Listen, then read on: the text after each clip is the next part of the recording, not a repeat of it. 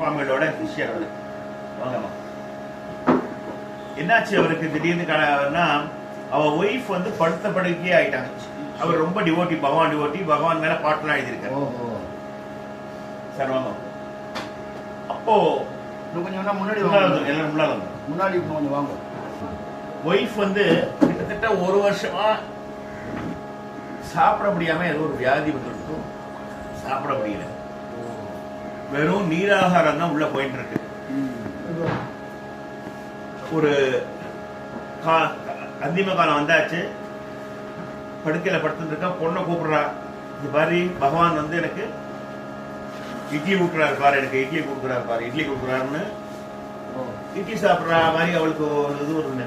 அதுக்கப்புறம் பகவான் என்ன கை பிடிச்சி கூட்டின்னு போறாரு பாரு, என்ன கூட்டின்னு போறாருன்னு சொல்லி வச்ச மாதிரி அந்த அம்மாவுக்கு வந்து மோட்சம் கிடைச்சது. அப்பவே இது சமீபத்துல ஒரு சரணாகதத்துல இப்ப நான் படிச்சேன், ரீசெண்ட் சரணாகதத்துல.